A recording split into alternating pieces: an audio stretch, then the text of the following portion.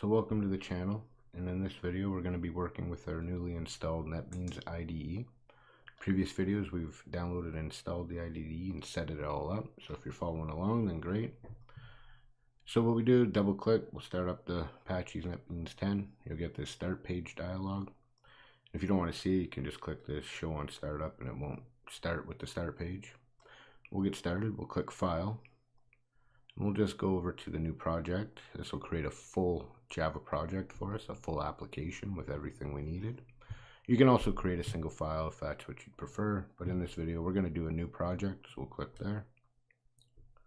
And we'll come in here to choose our new project. We'll click Java, and we'll move over here and we'll click Java application. And we'll just come down and click next.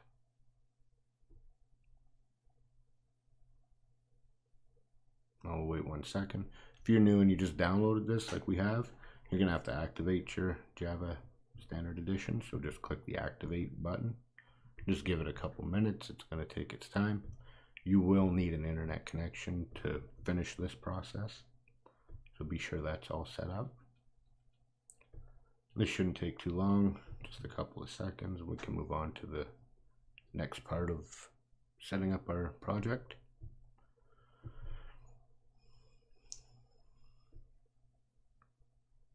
Okay, so now we're at the name and location, and up here we can give our new application a project name. Down here in the location, if you click browse, you can change, it'll bring up this locator box. You can change a directory if you wish. If you don't like it in the documents folder, you can put it in one of your other drives or on a flash drive. But for this instant, we're just going to keep it where it is in the documents folder. We'll go up here and we'll rename our application to something fairly simple. We'll just call it learning_Java.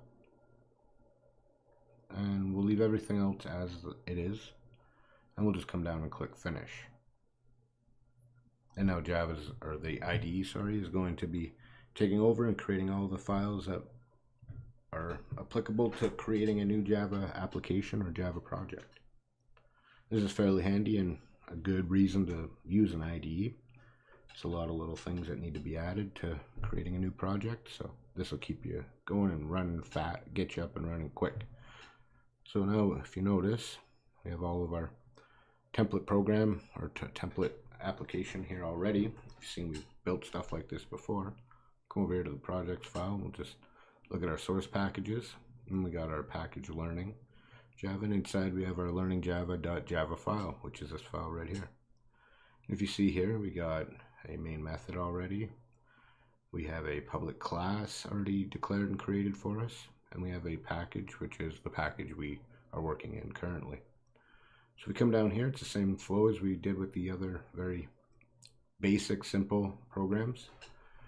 You have your main method, your starting point, and this is where all the code that we'd like to start running at the beginning of our application exists. We'll just make a new line here. We'll do something very simple again, just to be sure our stuff's up and running properly. We'll just type system.out.println. If you notice, when we first hit our one bracket, it finishes our bracket. We'll just put a semicolon to end the statement. The same with our double quotes. If we put one single quote, it'll finish both quotes for us. So that's kind of a very good and helpful way to stay away from errors. We'll just type in here, your Java is working just fine.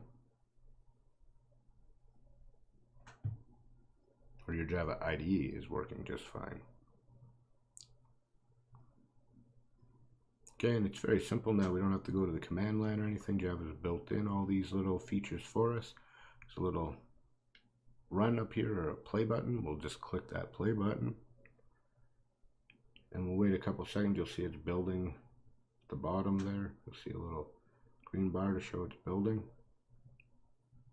And now our file's been built and ran. And here you can see your Java IDE is working just fine. As we had expected, everything was set up properly. And that's about it. Next video, we'll get into a little bit more of the basic understanding of our programming language. Just want to thank you very much for watching the video. If you like this video, give it a thumbs up. If you want more videos or like to see more videos like this, just subscribe to the channel and check it out. If you have any questions or comments about this video, just leave them in the comment section below and we'll catch you in the next video.